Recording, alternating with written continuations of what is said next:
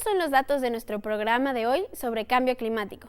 El cambio climático es un cambio significativo y duradero de los patrones locales o globales del clima. Las causas pueden ser naturales, como por ejemplo, variaciones en la energía que se recibe del sol o erupciones volcánicas. También puede ser causado por actividades humanas a través de la emisión de CO2 y otros gases. El calentamiento global es un aumento en la temperatura de la atmósfera terrestre que se ha observado desde finales del siglo XIX. Ha habido un aumento de aproximadamente 0.8 grados centígrados en la temperatura global desde que se realizan mediciones confiables. 2/3 de este aumento han ocurrido desde 1980. De acuerdo con datos del Banco Mundial, se prevé que el calentamiento global afectará en mayor medida a países en desarrollo. Regresamos contigo, Pedro.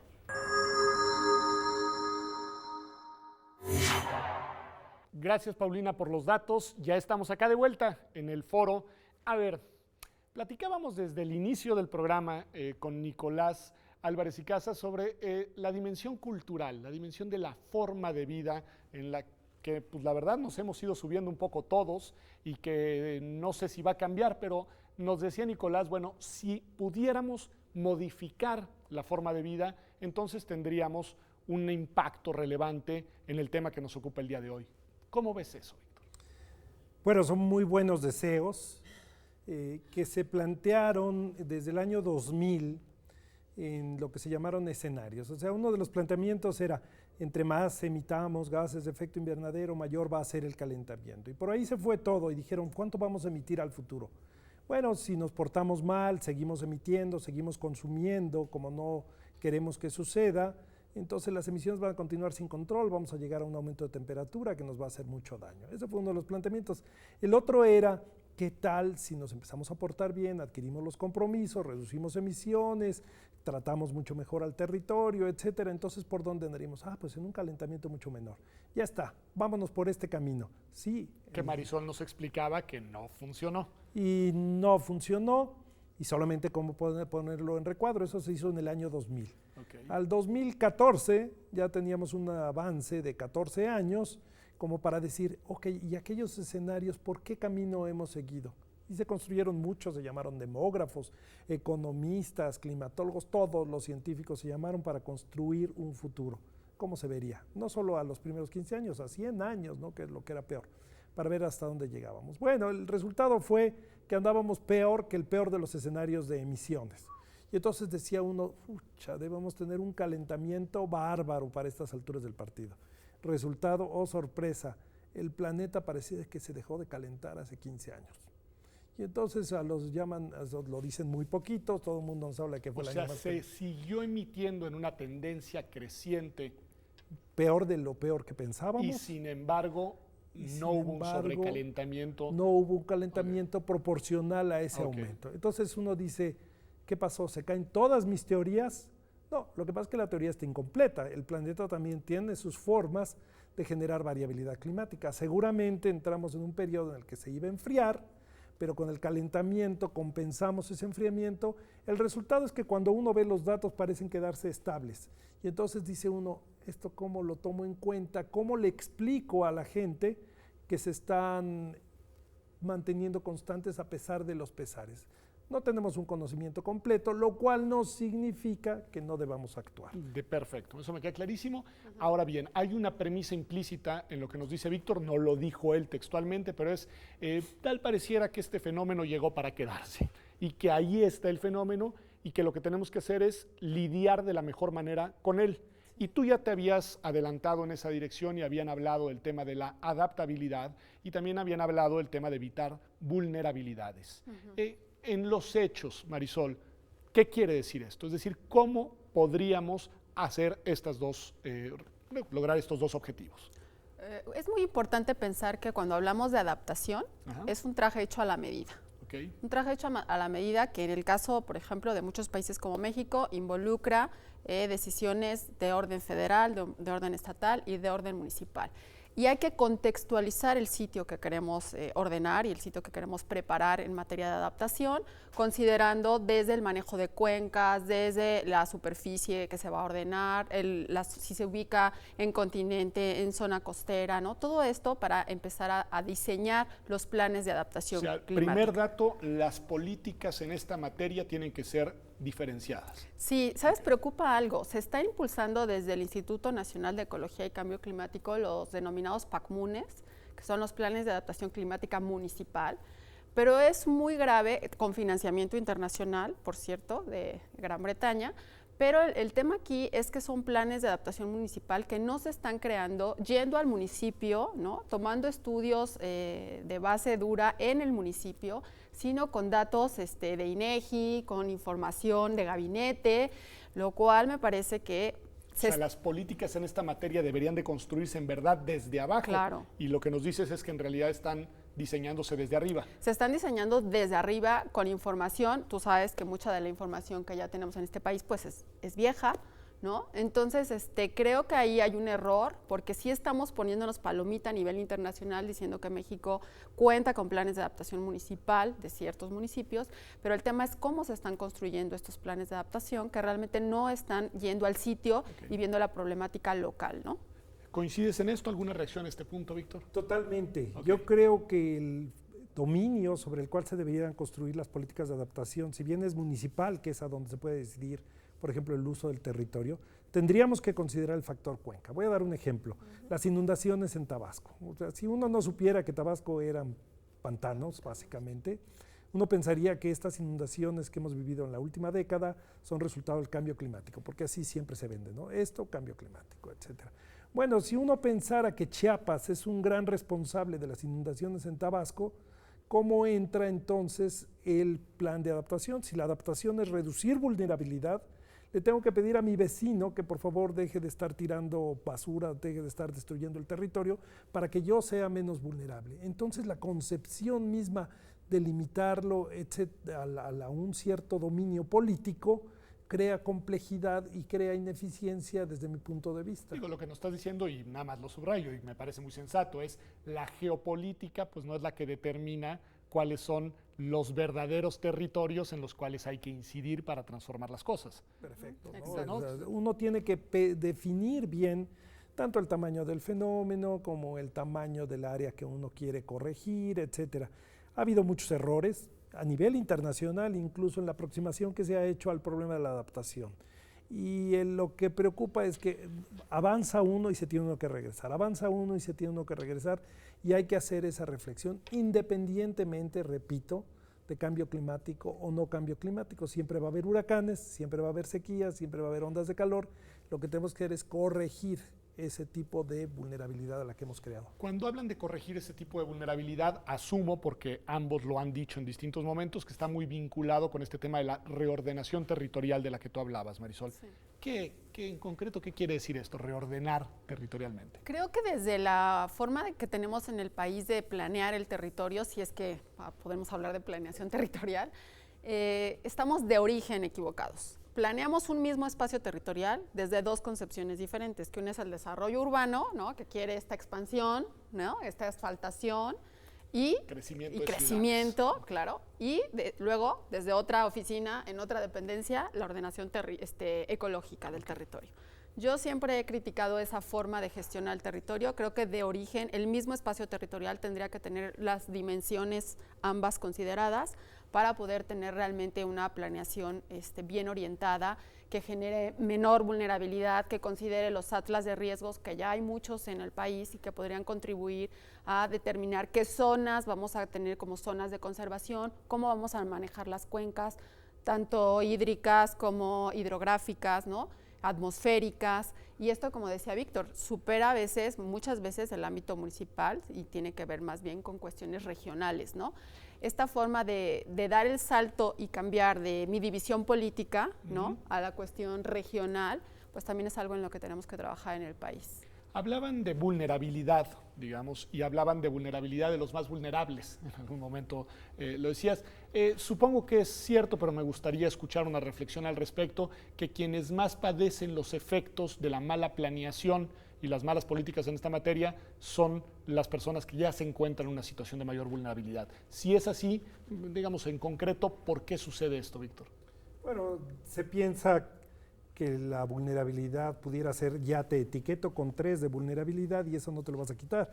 En realidad la vulnerabilidad es algo cambiante, algo dinámico y no necesariamente, como contrario a lo que muchos piensan, está asociado a los más pobres. Está asociado a los más pobres cuando pensamos que son los que tienen cierto nivel de fragilidad. Pero me viene a la mente, por ejemplo, el caso de las ondas de calor. Las ondas de calor son un fenómeno natural que se puede exacerbar con el cambio climático y entonces uno piensa quiénes son los más vulnerables. Caso concreto, Mexicali. No hay más calor infernal que el de Mexicali, pero del otro lado está Caléxico. Entonces uno hace la comparación. Dice, ¿quién se muere? Siempre que pregunto, ¿quiénes se mueren en Mexicali por el calor? Y dicen, pues los niños y los ancianos. No, se mueren los jóvenes hombres entre 25 y 40 años. Y uno dice, ¿por qué si son los más fuertes, los que más resisten, etcétera? Bueno, depende del nivel de exposición. Trabajan en el campo, trabajan en la agricultura, etcétera, y trabajan a las horas que se alcanza el máximo de temperatura. Uno se va del otro lado y ahí sí se mueren los ancianos, básicamente. Y entonces uno va a las causas de la vulnerabilidad. En primer lugar, no hay una legislación que les evite tener que trabajar a las horas en que se alcanza la temperatura máxima, como sucede del lado de los campos agrícolas de riego, del lado de Estados Unidos. Por otro lado, la unión familiar, ese concepto de protegernos en la familia, hace que nuestros ancianos estén mucho más a cubierto para esos procesos de ondas de calor cuando se descompone el aire acondicionado, etcétera, que del lado americano, donde no se tiene. Entonces, conceptualizar la vulnerabilidad requiere realmente un conocimiento de qué sucede en cada sitio. Y por lo que veo tiene que ver con normas, con políticas y con cultura. Y esto me lleva a un terreno, pues está muy vinculado con lo que nos dice Víctor, del que tú sabes mucho, Marisol, que es el tema de los derechos y los derechos ambientales. Es decir, ¿cómo embona la agenda de los derechos? Porque a mí me gusta traer el tema de los derechos humanos siempre que cabe a nuestras discusiones aquí en Observatorio, porque las personas luego se confunden y piensan que los derechos humanos no sirven o no tienen nada que decir en estos temas. Y creo que todo lo contrario. ¿Cómo enfocas tú el tema de los derechos en esta agenda? Bueno, si miramos con esta lupa las cuestiones asociadas al cambio climático, a la agenda de cambio climático, desde el derecho internacional y desde los diversos acuerdos internacionales, se ha hecho mucho énfasis en esto que decía Víctor, ¿no? En los pobres, en los que menos tienen. La justificación o el argumento es que siempre los pobres son los que están asentados en zonas irregulares, en los cinturones de miseria, ¿no? En las barrancas, justamente porque no tienen acceso a adquirir un lugar en un sitio pues, que esté ordenado correctamente. Igualmente las mujeres y las niñas, sobre todo en el campo, que son las encargadas de acarrear el agua, de llevarla a la casa, de hacer la limpieza y la comida, pues vulneran, por ejemplo, su derecho a la educación, porque todo el día o invierten muchas horas en ir por el agua para abastecer estas necesidades familiares, ¿no? Y entonces hay una serie de derechos que se van vulnerando en cadena, ¿no? El derecho a la salud, el derecho a la alimentación.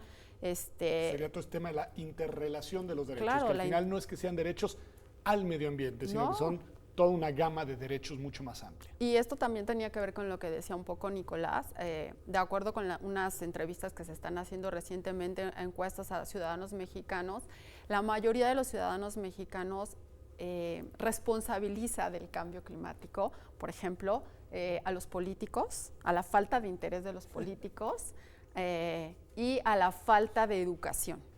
Okay. Pero es muy complejo que realmente uno se sienta parte del problema y por ende parte de la solución. Está muy bien eso. Y en esa lógica, tú eres un científico. ¿Qué deben estar haciendo? Voy a hablar aquí con la abogada y cómo pues, ver esto desde la perspectiva de derechos. ¿Qué deben de estar haciendo y qué están haciendo los científicos de este país pues, para contribuir a incidir de manera constructiva en este tema? Bueno, algunos están haciendo mucho ruido. Okay. Lo cual no siempre está bien sustentado. Generalizar siempre es difícil. Pero también yo creo que algunos nos estamos involucrando en soluciones que no traen el nombre necesario de cambio climático, pero que trae el atacar problemas que han sido eternos en este país. Por ejemplo, ¿cómo nos involucramos para tratar de dar una solución al problema de la sequía? Acabamos de pasar una sequía tremenda entre el 2010 y el 2012, que costó muchísimo dinero, afectó a muchísima gente, ambientalmente fue un desastre, etcétera. ¿Cómo nos involucramos para generar planes de prevención? Y eso lo estamos trabajando, por ejemplo, con el mismo gobierno, o sea, para que no se piense que el gobierno no hace nada. No, el gobierno hace cosas que a veces no resultan en lo que se espera, pero por eso los científicos tratamos de que sean cosas que funcionen. Hay programa nacional contra la sequía, es de la misma importancia como la cruzada contra el hambre, por ejemplo, el de la sequía, y tiene mucho trabajo detrás con los consejos de cuenca, con las entidades que deciden qué hacer con su agua y con generar conocimiento para que puedan tomar mejores decisiones. En eso estamos trabajando, nos damos cuenta de muchos errores que cometemos cuando manejamos el agua. También hay un programa contra las emergencias hídricas que tiene que ver no contra la falta de agua, sino como contra el exceso de agua. Y también tiene un fin, es hacernos menos vulnerables. Por esos dos lados se trabaja en mejorar lo que podemos hacer a nivel de prevención, involucrando a la sociedad misma, pero con un conocimiento científico sólido. Involucrando a la sociedad misma me lleva al tema precisamente de la sociedad civil organizada, como se le conoce en estos temas. Yo tengo la impresión, es desde la intuición, digamos, no es que tenga los datos, de que este es uno de los temas que más convoca a nivel nacional, pero sobre todo a nivel global. ¿Es así, Marisol, tú que estás muy metida en estos temas? ¿Hay un acompañamiento activo y enterado, que esto sería muy importante, por parte de la sociedad civil a nivel internacional? Sí, sí hay un acompañamiento activo, y no solo activo, sino ese acompañamiento ha generado cambios en las negociaciones internacionales, ha generado cambios en las lupas que desde el contexto internacional se están colocando en los temas. La reciente COP acordó que ahora a finales de 2015 en París se va a poner un énfasis en los temas de adaptación, gracias justamente a cómo están incidiendo estas organizaciones internacionales en reconducir las agendas, ¿no? desde su incidencia, desde su conocimiento. También en el tema de los derechos, por ejemplo, las organizaciones internacionales son las que colocan en evidencia pues todas estas afectaciones que le atribuimos al cambio climático, el derecho a la salud, el derecho al agua, el derecho a la alimentación, el derecho a una vivienda digna, ¿no? Que tiene que ver incluso no solo con que tengas algo de concreto y techo, ¿no? Incluso la forma de construir tu vivienda tiene que ver con el sitio donde vas a estar, con la vulnerabilidad. Todo esto tiene un gran trasfondo y un gran empuje de las organizaciones finalmente civiles, ¿no? Una última pregunta, nos quedan como 30 segundos, Víctor, y es difícil porque tiene que ver con la política y las elecciones. Estamos pues en la víspera de las elecciones. ¿Qué tanto este es un tema que está en verdad en la agenda de los partidos políticos? Yo creo que ha estado en la agenda desde hace mucho tiempo. La parte de las elecciones no lo hace un problema coyuntural en el que quiera ganar adeptos, y creo que eso es bueno. Por lo menos no escucho discursos en los medios de comunicación que directamente nos hablen de que van a resolver la parte del cambio climático, como podría ser una falsa promesa. Eso le da una mayor solidez, lo hace más robusto y por lo tanto nos da esperanza de que en algún momento se hagan cosas verdaderamente serias. Pues muchas gracias a los dos por haber estado aquí en Observatorio. Al menos a mí me han ayudado a entender mucho sobre el tema y sobre todo sobre algo muy importante, sobre cuál es el mirador que uno debe de adoptar para entender o tratar de comprender un problema tan complejo, pero un problema tan sentido y un problema real, cotidiano para las vidas, no solo de las mexicanas y los mexicanos, sino en realidad para las vidas de todas las personas en todo el mundo. En verdad, gracias por haber estado aquí en Observatorio. Muchas gracias. Y gracias a usted por acompañarnos hasta este tramo del programa. Vamos a un corte y ya volvemos a nuestro análisis con María Marván, que hoy hablaremos del tema de la ley de transparencia, que ojalá se apruebe y se apruebe bien. Ya volvemos.